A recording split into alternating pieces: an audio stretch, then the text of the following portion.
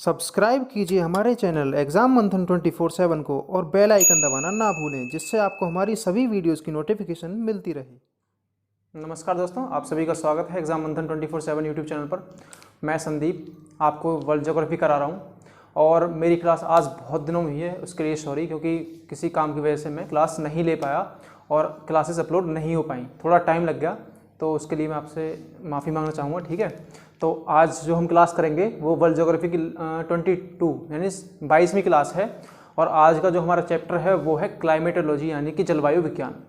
जलवायु विज्ञान हम अच्छे से पढ़ेंगे। देखिए क्या पढ़ेंगे इसमें, जलवायु क्या होती है, मौसम क्या होता है, ऋतुएं क्या होती हैं, वायुमंडल क्या होता है और वायुमंडल में कौन कौन सी परतें हैं जिन्हें हम डिवाइड करते हैं, कौन कौन सी परतें वायुमंडल में पाई जाती हैं। ठीक है, तो सबसे पहले जो हम पढ़ेंगे क्लाइमेटोलॉजी में, सबसे पहले जानते हैं हम वेदर यानी मौसम। मौसम किसे कहते हैं? देखिए बिना किसी देरी के शुरू करता हूँ, मैं कोई ज़्यादा बातें नहीं बनाऊँगा और सीधे मैं टॉपिक पर आता हूँ। सबसे पहले हम देखेंगे वेदर यानी कि मौसम। मौसम किसे कैसे कहते हैं? मौसम क्या है? सडन चेंज जो होता है वायुमंडल में, एटमॉस्फेयर में सडन चेंज यानी वायुमंडल में एक आकस्मिक परिवर्तन जो होगा उसे ही हम मौसम बोलते हैं। जैसे मान लो अभी धूप निकल रही है, ठीक है, और अब से 2 घंटे बाद बारिश होनी शुरू हो गई। देखिए ये क्या हुआ, एक सडन चेंज है, यानी कि पहले कुछ मौसम था, 2 घंटे बाद कुछ और मौसम हो गया, तो इसे क्या बोलेंगे हम? मौसम बोलेंगे, क्योंकि ये एक सडन चेंज है। तो ये हो गया आपका वेदर।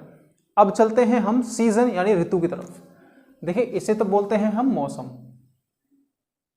और अब दूसरा जो है वो आपका वो है ऋतु। ऋतु क्या है? ऋतु भी एक तरह से एक चेंज है, यानी कि मौसम की तरह ही है, चेंज होता है वायुमंडल में, लेकिन एक चक्रीय चेंज होता है, चक्रीय परिवर्तन होता है, साइक्लिक चेंज होता है। जैसे मान लो बारिश हो रही थी, मैंने भी बात की आपसे, बारिश हो रही है किसी जगह पर, तो कहीं गर्मी पड़ रही है, मान लो थोड़ी देर पहले गर्मी थी, फिर बारिश हो गई, फिर सर्दी। तो इसका मतलब ये है कि यदि ये एक साइक्लिक ऑर्डर में हो, साइक्लिक ऑर्डर में होने से मतलब क्या है कि कुछ समय के लिए तो बारिश का मौसम हो, कुछ समय के लिए गर्मियों का मौसम हो, कुछ समय के लिए सर्दियों का मौसम हो, फिर बाद में आपस में ये रिपीट होनी शुरू हो जाए। ठीक है, तो इसे ही बोलेंगे हम क्या? आपका ऋतु यानी सीजन। एक साइक्लिक ऑर्डर में चेंज होगा तो उसे हम बोलेंगे आपका सीजन या ऋतु। ये हमारे लिए लाभदायक है, हानिकारक? ये हमारे लिए लाभदायक होती है। क्यों? क्योंकि इसके बेस पर हम अलग अलग फसलों का उत्पादन कर सकते हैं। देखिए कुछ फसलें ऐसी होती हैं कि वो गर्मियों में ही होती हैं, कुछ फसलें ऐसी होती हैं जो सर्दियों में ही होती हैं, उनके लिए टेम्परेचर कम चाहिए, कुछ के लिए टेम्परेचर ज़्यादा चाहिए, तो हम अलग अलग फसलों का उत्पादन कर सकते हैं। ऋतु जो होती है, ऋतु परिवर्तन होना एक पॉजिटिव साइन है। ठीक है, हमारे उसके वातावरण के लिए एक पॉजिटिव साइन है। तो ये होगी आपकी सीजन यानी ऋतु। अब जो हम चलते हैं वो है क्लाइमेट यानी जलवायु। क्लाइमेट को हम क्या बोलते हैं? जलवायु। जलवायु की बात करें तो जलवायु एक ऐसा मौसम है, मौसम ही मान ली एक तरह से, जो किसी एक स्थान पर पिछले लगभग 30 से 35 सालों तक एवरेज हो, यानी मौसम का एवरेज 30 से 35 सालों का।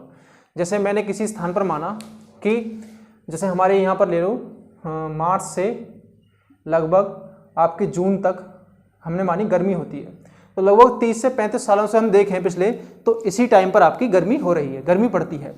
तो ये एक 30 से 35 साल का जो है वो एवरेज है। तो ये चेंज हो जाए तो इसमें कोई फर्क पड़ेगा? यदि चेंज हो जाए तो इससे नेगेटिव इफेक्ट पड़ेगा। देखिए कुछ चीज़ें हैं जिन्हें, कुछ जीव जंतु है मान ली हमने, उन्हें वो उनके लिए सर्दी अनुकूल हैं, वो सर्दियों में अनुकूल है, उनके लिए जीवन जीने के लिए सर्दियां अनुकूल हैं। अगर आपकी जलवायु चेंज होती है, 30-35 साल का जो एवरेज था वो अलग अब चेंज होता है किसी भी देश में, वहाँ सर्दियाँ कम हो जाती हैं, मान लीजिए सर्दियाँ हो गई कम, ठीक है, तो इसका क्या इफेक्ट पड़ेगा? जो भी जीव जंतु सर्दियों में अपना अनुकूलन से रह रहे थे, यानी कि जिनके लिए अनुकूल परिस्थितियाँ थी सर्दियाँ, अब सर्दियाँ नहीं पड़ेंगी तो वो जो प्रजाति होगी वो विलुप्त होनी शुरू हो जाएगी। तो जलवायु परिवर्तन जो है वो एक नेगेटिव साइन है। जैसे हमने बात की थी सीजन जो है वो एक पॉजिटिव है। पॉजिटिव क्यों है? क्योंकि वो हमें अनेक फसलों को उत्पादन करने के लिए, हमें इससे अनेक फसलों का उत्पादन कर पाते हैं इस सीजन चेंज की वजह से।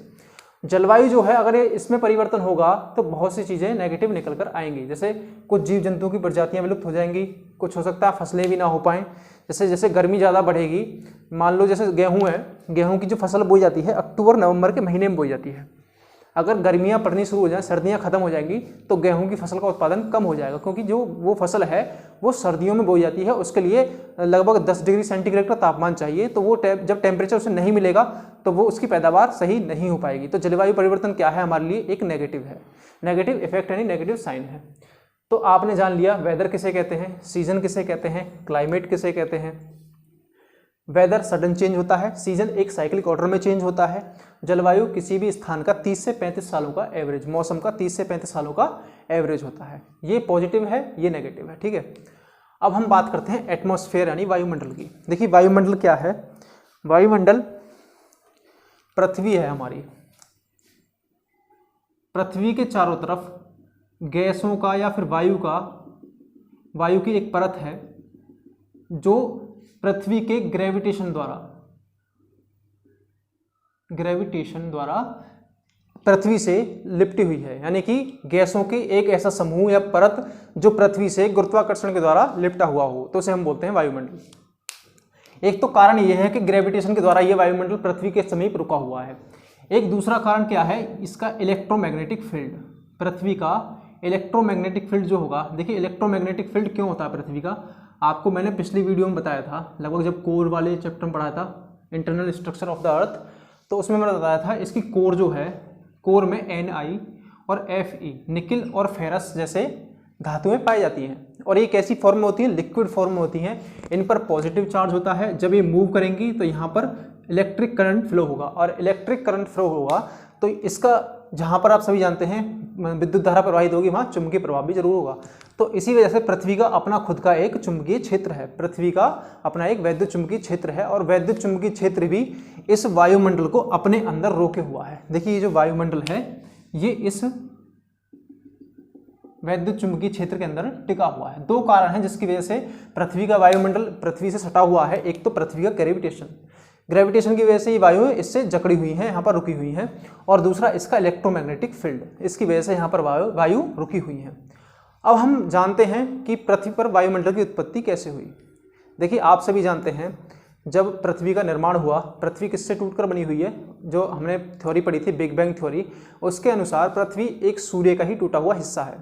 जैसे जैसे पृथ्वी ठंडी हुई तो यहाँ पर क्या हुआ, देखिए हाइड्रोजन और हीलियम, हाइड्रोजन एंड हीलियम इस पर पहले से प्रेजेंट थी, और जब पृथ्वी धीरे धीरे ठंडी हुई, ठंडे होने से क्या हुआ, पृथ्वी ने सिकुड़ना शुरू हुआ। देखिए कोई भी गर्म चीज़ है तो ज़्यादा फैलती है, अगर उसे हम ठंडा करेंगे तो क्या करेगी, सिकुड़ेगी। जैसे पृथ्वी ने सिकुड़ना शुरू किया और अंदर इसके ज्वालामुखी विस्फोट, यहाँ पर ज्वालामुखी विस्फोट होने शुरू हुए, इसके अंदर जो लावा था उसने पृथ्वी से बाहर निकलना शुरू किया।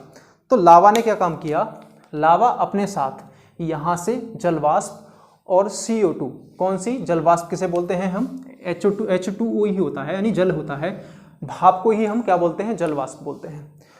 H2O एंड CO2 ये दोनों गैसेस बाहर निकली, ठीक है, वायुमंडल में फैल गई। और H2O जब वायुमंडल में फैली, और जैसे जैसे मैं आपको बताऊंगा अभी आने वाली वीडियो में कि जो हमारी पृथ्वी का यहाँ टेम्परेचर है वो ऊंचाई बढ़ने के साथ साथ कैसे घटता है, ठीक है। जैसे जैसे टेम्परेचर घटेगा तो ये जो H2O यानी जलवाष्प है ये ठंडी होती चली जाएगी, जितनी ऊपर जाएगी ठंडी होती चली जाएगी, और इसकी जो है वाटर ड्रॉप में चेंज हो जाएगी। वाटर ड्रॉप में चेंज होने के बाद फिर ये रेनफॉल कराएगी। तो पृथ्वी पर जितनी भी जगह होंगी जहाँ पर जिन ज्वालामुखियों से पानी निकला था, यानी ज्वालामुखी से लावा निकला था, उनके मुख में पानी भरेगा। और जैसी पृथ्वी है हमारी, मान लो यहाँ पर ज्वालामुखी है ये, और कुछ ऐसी टेढ़ी मेढ़ी जगह है, यहाँ पर पानी भरना शुरू होगा। जब बरसात होगी तो यहाँ पानी भरेगा, इसी से पृथ्वी पर महासागरों का निर्माण हुआ, ठीक है। इसी से पृथ्वी पर क्या हुआ, महासागरों का और सागरों का निर्माण हुआ। इसी तरह से वायुमंडल में नाइट्रोजन की उत्पत्ति हुई। फिर जैसे ही महासागरों में जल आया तो उनमें जीवन प्रारंभ हुआ। आप सभी जानते हैं सबसे पहले नील हरित शैवाल वहाँ पर आए, पेड़ पौधों में नील हरित शैवाल आए, उन्होंने प्रकाश संश्लेषण क्रिया शुरू की। प्रकाश संश्लेषण क्रिया किससे होती है, CO2 से, आप सभी जानते हैं। और CO2 मैं आपको बता चुका हूँ ज्वालामुखी द्वारा वायुमंडल में पहले ही आ चुकी है। तो इसके द्वारा जब प्रकाश संश्लेषण की क्रिया हुई तो इस प्रकाश संश्लेषण की क्रिया से O2 यानी कि ऑक्सीजन गैस भी वायुमंडल में आई। तो वायुमंडल की उत्पत्ति कुछ ऐसे हुई है, ठीक है। तो आपको याद रखना है कि वायुमंडल की उत्पत्ति कैसे हुई, आपको थोड़ा एक बेसिक आइडिया होना चाहिए। हो सकता है किसी एग्जाम में से क्वेश्चन ना पूछे, लेकिन आपको इसके बारे में पता होना चाहिए। फिर अब हम एटमॉस्फेयर यानी वायुमंडल को कुछ पार्ट्स में डिवाइड करेंगे। कौन कौन से पार्ट्स हैं? देखिए वायुमंडल में कौन कौन सी चीज़ें पाई जाती हैं। देखिए एक तो पाई जाती है गैसेस यानी कि गैस, दूसरी वाटर वेपर यानी जलवाष्प, तीसरा डस्ट पार्टिकल्स यानी धूल के कण। इनके बारे में जानेंगे, इनकी क्या क्या प्रॉपर्टीज़ हैं, इनकी क्या क्या विशेषताएं हैं इस वायुमंडल में, ये इनका काम क्या क्या है।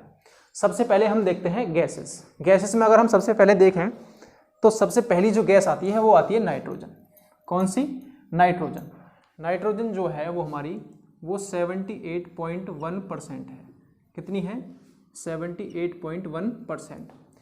ये जो नाइट्रोजन गैस है हमारी, ये श्वसन में भाग लेती है? श्वसन में भाग नहीं लेती।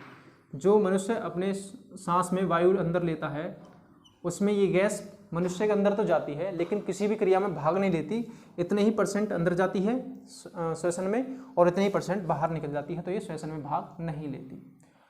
तो इसका यूज़ क्या है? देखिए ये हमें एयर प्रेशर फील कराती है। एयर प्रेशर जो वायु का दाब है वो हमें किसके द्वारा फील होगा? वो है आपकी नाइट्रोजन 78.1%, ठीक है। और इसे जो हम आग बुझाते हैं CO2 उसके साथ मिलाकर, इस नाइट्रोजन को CO2 के साथ मिलाकर आग बुझाने के लिए प्रयोग किया जाता है, क्योंकि ये वायु दाब के द्वारा ये जब प्रेशर अप्लाई करती है तो वो आग को फैलने नहीं देती है। ये तो आग को फैलने नहीं देगी और ये आग को बुझा देगी। तो इस वजह से CO2 और N2 का मिश्रण इसमें मिलाया जाता है। अब जो हम दूसरी गैस की बात करेंगे वो है आपकी ऑक्सीजन। Number 2 oxygen. इसकी मात्रा कितनी है? तो वो है आपकी 20.9%। कितनी है ये वायुमंडल में आपकी? 20.9%। आप 21 ना करें, कहीं कहीं आपको 78 और 21 ये नाइट्रोजन मिलेगी लिखी हुई कहीं ये, लेकिन अगर पॉइंट में पूछे तो पॉइंट में एग्जैक्ट वैल्यू होगी आपकी 20.9%। तो अब हम आगे बढ़ते हैं। ये कैसी गैस है? ये जीवन रक्षक गैस है। कौन सी? जीवन रक्षक गैस। ये क्या श्वसन में भाग लेती है? हाँ, श्वसन में भाग लेती है। ये हमारे सांस में अंदर जाती है और इसी के द्वारा हमारे जो भोजन होता है उसी का ऑक्सीकरण होता है और ऑक्सीकरण होने से एनर्जी रिलीज होती है जिसके द्वारा हम काम कर पाते हैं। तो ये हमें श्वसन में अंदर जाती है और इसकी वजह से हम काम कर पाते हैं, क्योंकि इसके द्वारा ही भोजन का ऑक्सीकरण होता है और ऑक्सीकरण होगा तो उसके द्वारा हमें एनर्जी मिलेगी। इसी वजह से इसे जीवन रक्षक गैस भी बोलते हैं, ठीक है। आपकी ये होगी ऑक्सीजन। कितनी है? 20.9%। अब देखते हैं आपकी नेक्स्ट गैस जो है वो है CO2।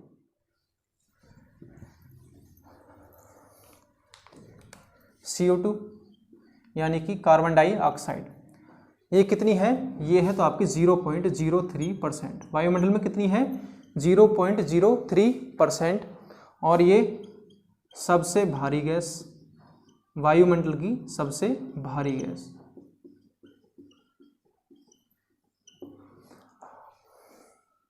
और ये ग्रीन हाउस गैसों के लिए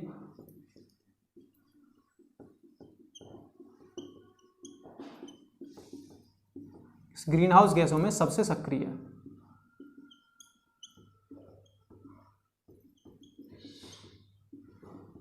अब ग्रीन हाउस गैसेस कौन सी होती हैं?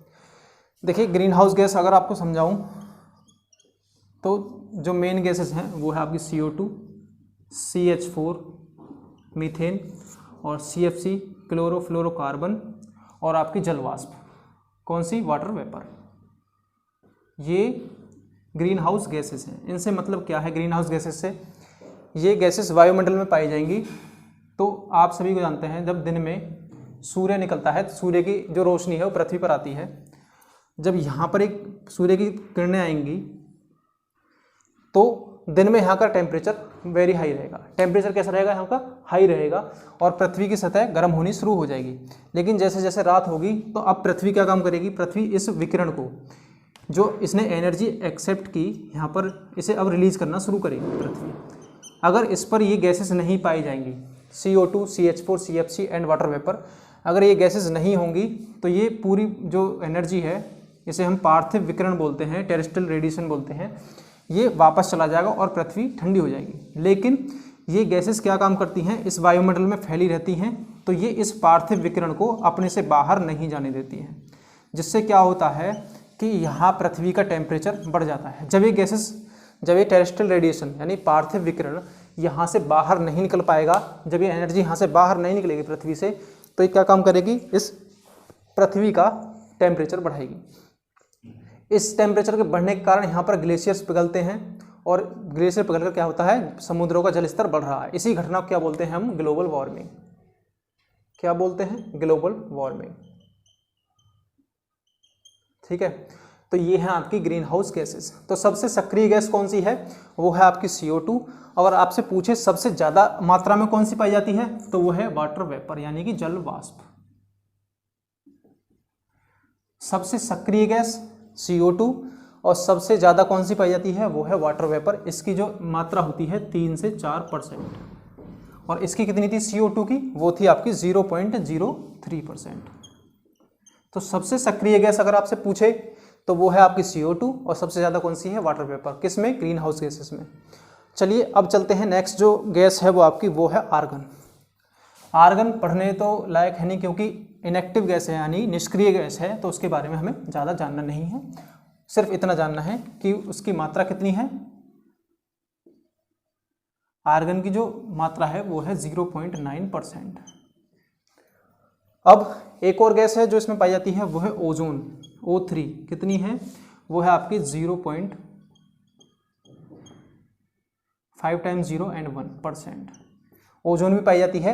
ओजोन गैस का काम क्या है, ओजोन गैस सूर्य की जो अल्ट्रावायलेट रेज होती हैं, यानी सूर्य की पराबैंगनी किरणें जो होती हैं, उनसे पृथ्वी की रक्षा करती है, उन्हें पृथ्वी पर आने नहीं देती है। इन अल्ट्रावायलेट रेज का क्या इफेक्ट है, एक तो ये पृथ्वी का टेम्परेचर बढ़ाएंगी, इनकी वजह से पृथ्वी का टेम्परेचर बढ़ेगा और इनसे मनुष्य में त्वचा के रोग हो सकते हैं। क्या होते हैं, त्वचा के रोग, यानी स्किन कैंसर हो गया इसी की वजह से। तो ओजोन का काम क्या है, इन UV रेज को पृथ्वी तक आने से रोकना। ठीक है, ये तो हो गई हमारी अब गैसेस। अब हम जानते हैं वाटर वेपर के बारे में। देखिए वाटर वेपर आप सभी जानते हैं, जिसे हम बोलते हैं हिंदी में जल वाष्प। क्या है ये, एक तरह से वाटर ही है, लेकिन वाटर किस में, गैस की फॉर्म में। हम सभी जानते हैं वाटर जो है 3 अवस्था में पाया जाता है, ठोस, द्रव और गैस, तीनों में। तो ये जो इसकी गैसेस फॉर्म है इसे बोलते हैं वाटर वेपर।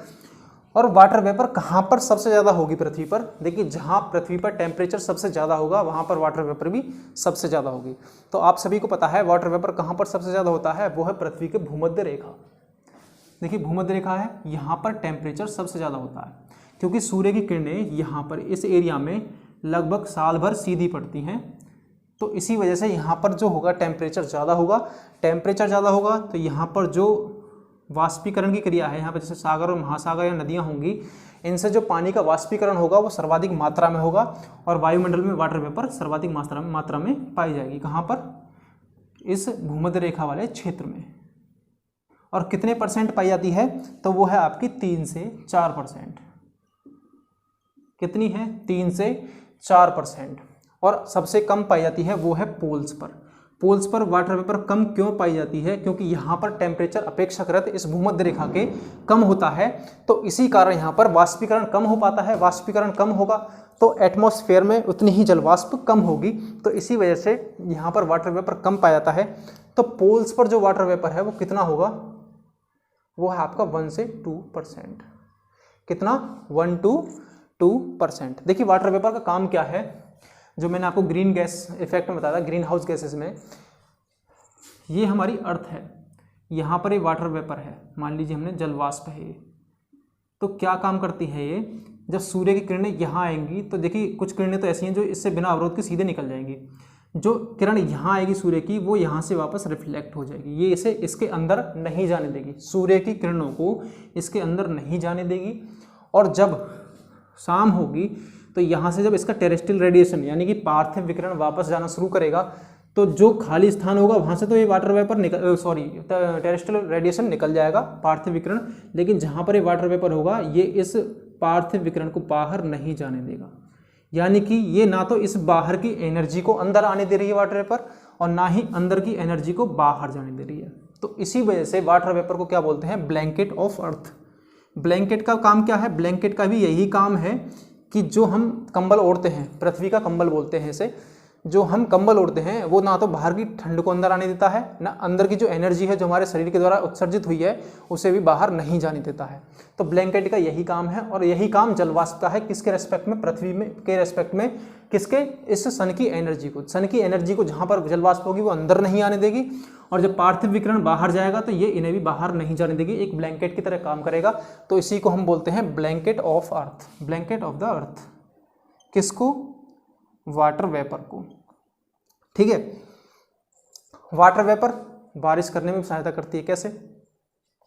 देखिए, मैंने ये भूमध्य रेखा मान ली, यहाँ पर ये कोई जलराशि है, मैंने माना महासागर है, सागर, कोई भी नदी है, तो यहाँ पर जलवाष्प जब सूर्य का प्रकाश पड़ेगा तो यहाँ से जो जल है ये वाष्प के रूप में परिवर्तित होगा और ऊपर की तरफ उठेगी। जलवाष्प जो गर्म होगी, आप सभी जानते हैं गर्म वायु हमेशा ऊपर उठती है, तो जब गर्म वायु ऊपर उठेगी तो यहाँ से ऊपर बढ़ना शुरू करेगी। टेम्परेचर ऊपर बढ़ने के साथ साथ कम होता है। क्षोभ मंडल में टेम्परेचर ऊपर जैसे जैसे हम बढ़ेंगे वो कम होना शुरू होगा, लेकिन समताप मंडल जो ऊपर आएगा उसमें बढ़ना शुरू करेगा। लेकिन क्षोभ मंडल की बातें करें तो जब ये घटना शुरू करेगा तो ये वाटर वेपर जो है ये ठंडी होनी शुरू होगी। ठंडी होगी तो धीरे धीरे ये वाटर ड्रॉप्स में बदलेगी। जैसे जैसे ये वाटर ड्रॉप्स में बदलेगी तो यहाँ पर बादलों का निर्माण होगा। ठीक है, जब बादलों का निर्माण होगा और वाटर वेपर एक मात्रा से अधिक ज़्यादा हो जाएगी, जब इसकी कैपेसिटी से ज़्यादा हो जाएगी यहाँ पर वाटर वेपर, तो तब क्या काम होगा? यहाँ पर रेनफॉल होनी शुरू हो जाएगी। तो इस वाटर वेपर का काम क्या है? यहाँ पर बारिश कराना। तो आप सभी जानते हैं भूमध्य रेखा पर साल भर सर्वाधिक वर्षा होती है। क्यों होती है? क्योंकि यहाँ पर वाटर वेपर जाता है। मैंने जैसा आपको भी बताया, सूर्य की किरणें पृथ्वी की भूमध्य रेखा पर सीधी पड़ती हैं, यहाँ पर वाटर वेपर ज़्यादा है, वाष्पीकरण अधिक होगा तो वायुमंडल में जलवाष्प अधिक होगी, जलवाष्प अधिक होगी तो यहाँ पर वर्षा अधिक होगी। तो भूमध्य रेखीय क्षेत्र में सर्वाधिक वर्षा होने का कारण क्या है? यही कारण है। ठीक है, तो ये आपकी वाटर वेपर हो गई। जो मैंने आपको चीज़ें बताई इसके बारे में आपको ये याद रखनी है। अब हमारा जो लास्ट पार्ट है वो है डस्ट पार्टिकल्स। डस्ट पार्टिकल क्या है? डस्ट पार्टिकल के बारे में हम जानते हैं। देखिए, डस्ट पार्टिकल्स धूल के कण होते हैं, हिंदी में आप सभी अर्थ इसका जानते हैं। इन धूल के कणों का काम क्या है? इन्हें हम आर्द्रताग्राही बोलते हैं। आर्द्रताग्राही का मतलब जो इस एटमॉस्फेयर यानी वायुमंडल में जो भी नमी है उसे ग्रहण करते हैं, यानी उसे मीडियम प्रदान करते हैं। जैसे मैंने बताया था आपको, जलवाष्प पाई जाती है। तो एक तरीके से अब मैं समझाऊं, जैसे ये धरती है, यहाँ पर कोई जल राशि है, सूर्य की किरणें यहाँ पर इस पर पड़ी और यहाँ से इसका वाष्पीकरण होना शुरू हुआ। जब वाष्पीकरण ऊपर हो, जब हवा गैस बन के जाएगी, जल का गैस बन के जाएगी, वाष्पीकरण होगा तो यहाँ पर डस्ट पार्टिकल्स होंगे। इन डस्ट पार्टिकल्स के साथ ये जो बूंदें हैं यहाँ पर मिलेंगी। तो जब ये डस्ट पार्टिकल इन लिक्विड यानी जलवाष्प की बूंदों के साथ मिलेंगे तो यहाँ पर एक किसका फॉर्मेशन करेंगे? क्लाउड्स का। किसका? क्लाउड्स का। यहाँ क्लाउड्स का निर्माण होगा। ऐसे ही 3-4 जितने भी होंगे यहाँ पे आसपास के क्षेत्रों में मिलाकर बनने से जो बनेगा इसे हम बादल बोलते हैं। और जब इसकी क्षमता, जब वाटर वेपर इसमें अधिक मात्रा में स्टोर हो जाएगी, अब इसकी क्षमता इतनी रहेगी नहीं कि इसमें अब इस वाटर को होल्ड कर सके, यानी डस्ट पार्टिकल्स इस वाटर को होल्ड नहीं कर पाएंगे तो यहाँ क्या होगा? बरसात हो जाएगी। ठीक है, ये बरसात करा देंगे। तो आप सभी जानते हैं, अब आपको पता चल गया कि डस्ट पार्टिकल्स का काम क्या है। ये क्लाउड फॉर्मेशन में भी काम आते हैं और बरसात में भी सहायक होते हैं। इन्हीं की मदद से जलवाष्प को एक मीडियम मिलता है। मीडियम यानी कहाँ? ठहरने के लिए। वायुमंडल में जलवाष्प को ठहरने के लिए एक मीडियम मिलता है और ये बादलों का निर्माण करती हैं और बरसात करा देती हैं। तो जलवाष्प का काम हो गया ये। अब डस्ट पार्टिकल्स का हमने क्या चीज़ें जानी? एटमॉस्फेयर में gases, water vapour and dust particles. अब इससे अगली जो हमारी वीडियो होगी उसमें हम पढ़ेंगे वायुमंडल की परतें, जैसे क्षोभ मंडल, समताप मंडल, मध्य मंडल, एक्सोस्फीयर यानी बहिर्मंडल, इन सब के बारे में हम जानेंगे। तो आपको आज ये वीडियो अच्छे से करनी है और उम्मीद करता हूँ जब आप मुझे इस टाइम सुन रहे हैं यहाँ पर तो ये वीडियो आपने पूरी कर ली होगी। तो अब जो नेक्स्ट वीडियो पढ़ेंगे वो होगी हमारी वायुमंडल की परतें। तो इस वीडियो को अच्छे से पढ़ें, रिवीजन करें और नेक्स्ट वीडियो मिलते हैं आपसे। तब तक के लिए थैंक यू।